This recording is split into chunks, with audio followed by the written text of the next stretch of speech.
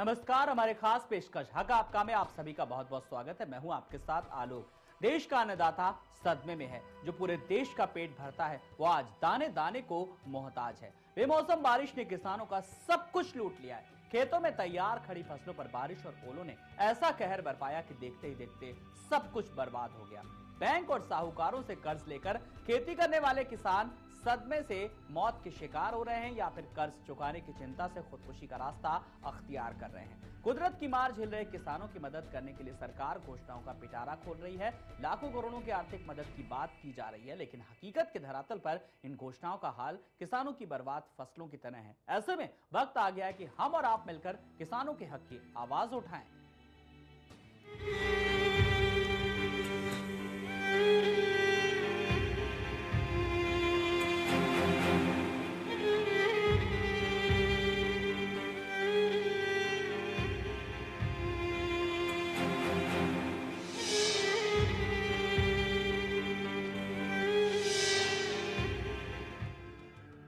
UP में किसानों की मौत का सिलसिला थमने का नाम नहीं ले रहा।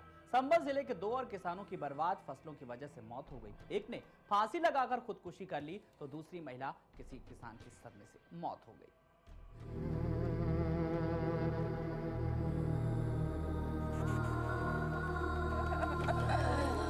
अरे भैया, मुझे कुछ पता होती तो मैं बताऊं। मुर्दा घर में लेटा ये शख्स कभी खेतों में जी तोड़ मेहनत करता था। उसे उम्मीद थी कि इस बार इतनी ज्यादा फसल उपजेगी कि वो बैंक का सारा कर्ज चुका देगा और उसकी सारी परेशानी खत्म हो जाएगी। लेकिन उसे क्या पता था कि उसका यह सपना उसे मौत तक ले जाएगा। जनपद संभल की तहसील चंदौसी के गांव सराय सिकंदर में बेमौसम बारिश से किसान सतीश की पूरी फसल बर्बाद हो गई। सतीश पर 1 लाख रुपए का बैंक कर्ज था। खेत में बर्बाद फसल देखकर सतीश को इस कदर सदमा लगा कि उसने खेत में ही फांसी लगाकर खुदकुशी कर ली।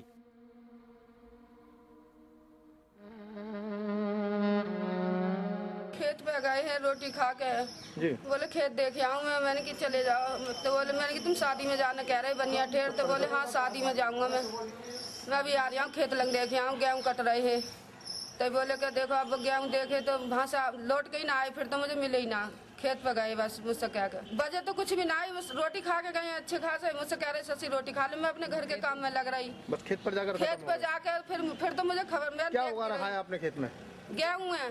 तो गेहूँ आपके खराब हो गए हैं क्या? हाँ। सरकार से आपको कोई सहायता मिली है? ना हमें कोई सहायता न मिली है। 1 लाख रुपए कर्जा है बैंक का। सतीश की मौत की खबर सुनकर तहसील से लेखपाल पहुंचे और आर्थिक सहायता का आश्वासन देकर चले गए। पर इस मामले में मेरी जानकारी नहीं है, मुझे तो अभी पता चला है यहाँ। लेकिन इस गांव का सर्वे हो गया है और चेक बन के मतलब 1-2 दिन में बढ़ने वाले हैं वहाँ की। जो जिनकी मृत्यु हुई है उनका कितने रुपए का चेक बना है? ऐसा चेक अभी नहीं बने, केवल सर्वे हुआ है उस गाँव का। कितने रुपए का चेक बनने वाला है इनका? अब ये तो देख के ही पता चलेगा। बेमौसम बारिश की वजह से बेमौत मरने वाला सतीश अकेला नहीं है। बेमौसम बारिश का कहर संभल के बराही गांव निवासी भगवान देई पर भी टूटा है। 60 साल की भगवान देई ने अपने पति की मौत के बाद खेती कर अपने 5 बच्चों को पाल पोस कर बड़ा किया। लेकिन उम्र के इस पड़ाव पर फसल बर्बाद होने का सदमा वो भी नहीं झेल सकी और हार्ट फेल होने से उसकी मौत हो गई। भगवान देई ने 2 बीघा खेत में गेहूं की बुआई की थी। फसल पक चुकी थी और अब कटाई करनी थी। लेकिन इसी वक्त बेमौसम बारिश से उसकी फसल चौपट हो गई, जिसे देखकर उसकी तबीयत खराब हो गई। सीने में तेज दर्द शुरू हुआ। भगवान देई खेत में ही लेट गई। परिजन उसे उठाकर घर लाए, लेकिन तब तक उसकी मौत हो चुकी थी। हाथ पैर कल खेत में लगाए थे हमने और हाथ छोड़ लिया, हाथ अटैक हो गया। वहां पकड़ कर लिया फिर तो खेत पे मर गए? खेत पे दम निकल गया। जंगल को जाकर यहाँ जब गेहूँ लिख रहे तो गेहूँ में कुछ नहीं दिख रहा। वहाँ से जब चली है कि मुझे पट हो गई मैं, तो रास्ता में आकर यहाँ हार्ट फेल हो गया। अच्छा, जब हार्ट फेल हो गया, डर पा के दम तोड़ गई। संभल में फसल बर्बाद होने से अब तक दर्जन भर से अधिक किसानों की मौत हो चुकी है, लेकिन उनकी परेशानी और चिंता को खत्म करने के लिए कोई आगे नहीं आ रहा।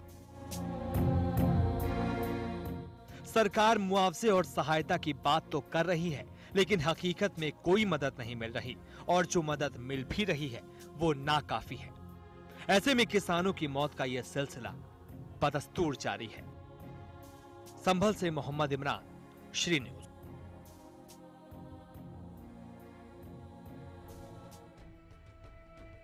तो किसानों की हो रही मौतों पर केंद्रीय गृह मंत्री राजनाथ सिंह का क्या कहना है, पहले जरा ये सुनिए। मैं मानता हूं किसान संकट में है। उनको केवल 1516 मैंने बहुत ही दुर्भाग्यपूर्ण है, इसीलिए आज मैंने कहा है किसानों के लिए क्या रहेगा?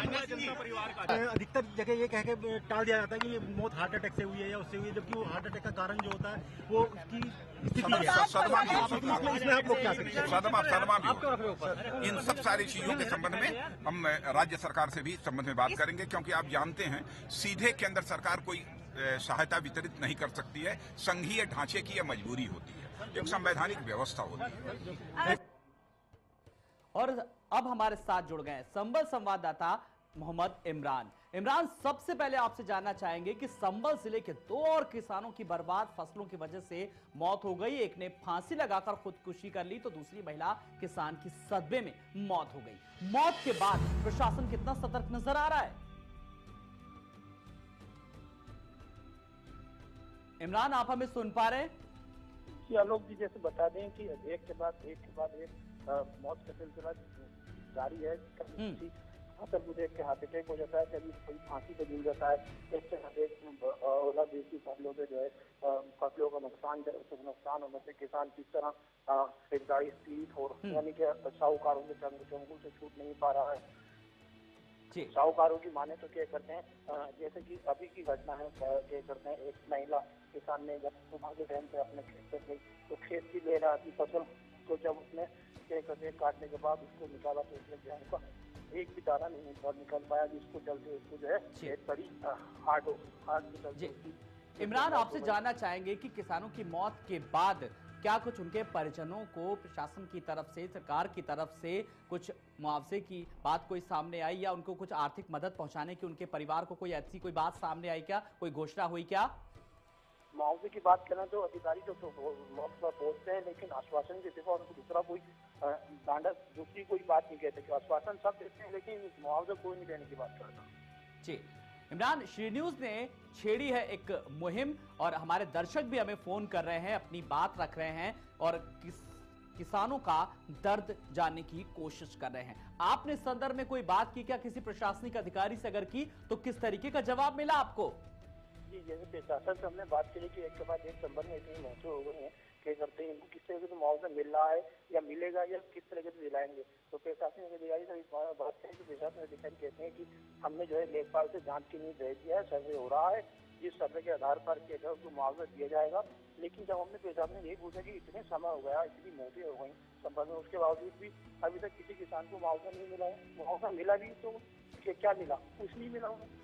जी जितने का मुआवजा होना चाहिए। बिल्कुल इमरान, अगर संभल जिले में बात करें, अगर किसानों के दर्द को जानने की कोशिश की तो आपने भी वहां के लोगों से बात की होगी, वहां के किसानों से बात की होगी। कर्ज की अगर बात करें तो किन किन बैंकों से किस तरीके का कर्ज वहां पर किसानों ने ले रखा है, जिन पर वापस करने का भी दबाव है उन पर?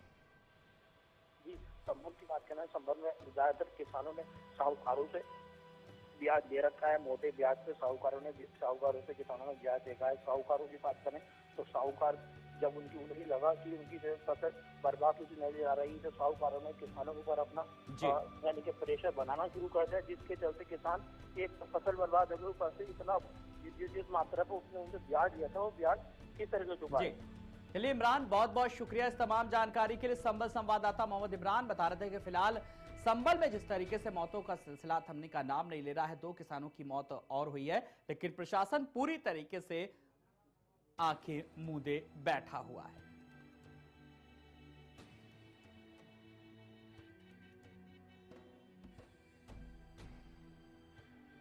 राजस्थान के नागौर से कानाराम जी हमारे साथ एक दर्शक जुड़ गए हैं। कानाराम जी नमस्कार, स्वागत है आपका। किसानों की मौतों का सिलसिला थमने का नाम नहीं ले रहा है। आपके राज्य में, आपके जिले में क्या स्थिति है किसानों की? जी नमस्कार सर। नमस्कार सर, छोटी सी गुजारिश, पहले टीवी का वॉल्यूम सर कम कर दीजिए और अपनी बात अच्छे से रखिए हमसे। हाँ सर, इसबगोल बार की है हमने और गेहूं बार का सारा खराब हो गया और कोई पूछता भी नहीं है, यहाँ पे तो कोई आया भी नहीं। जी, आपका कौन सा गांव लगता है सर?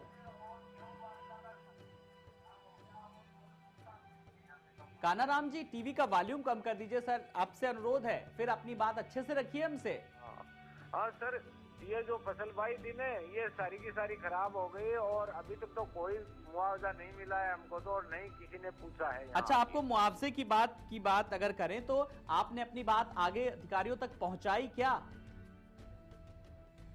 के लिए यहाँ पर कोई आया ही नहीं है, थोड़े बहुत घूमे पंचायत स्तर पे तो कोई पूछता भी नहीं है, कोई सुनता भी नहीं है। जी, अच्छा, पंचायत स्तर तक ये बात पहुंची क्या आपकी? नहीं पहुंची सर, कोई पूछता भी नहीं है।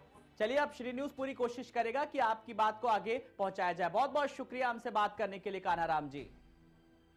सुधीर कुमार जी उत्तर प्रदेश के बरेली से हमारे साथ एक दर्शक जुड़ गए। सुधीर जी नमस्कार, स्वागत है आपका। किसानों पर मौसम की मार पड़ी है, मुआवजे की बात करें तो सरकार मुआवजे के नाम पर बहुत शून्य सी राशि दे रही है, क्या कहेंगे? अरे सर, मेरे पापा भी एक्सपायर हो गए हैं, वो भी एक किसान थे। जी जी जी। और सर अभी तक सरकार ने बस एक आश्वासन दे दिया है कि आपको इस तरीके से एक पैसा मिल जाएगा, लेकिन अभी तक कोई पैसा नहीं मिला है सर। जी जी। तो मैं सर बस यही कहना चाहता हूँ कि सरकार, हमारे जो देश में ये किसान आत्महत्या कर रहे हैं, ये तो सर रुक जाए, बहुत अच्छा होगा अगर मुआवजा लोगों को मिले और ज्यादा से ज्यादा मुआवजा सरकार सही टाइम पे पहुँचा दे तो शायद हो सकता है ये आत्महत्याएं रुक जाए सर।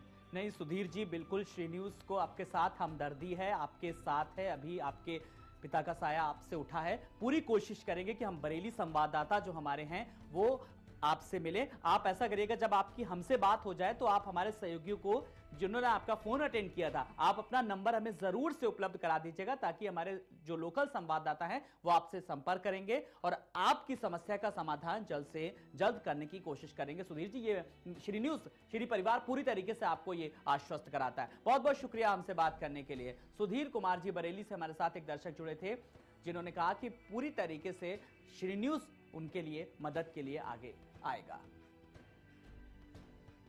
तो किसानों तक नहीं पहुंच रही है मदद। तो यूपी में बारिश से किसान पूरी तरीके से तबाह है। यहां पर रुकेंगे एक छोटे से ब्रेक के लिए, फौरन हाजिर होते हैं।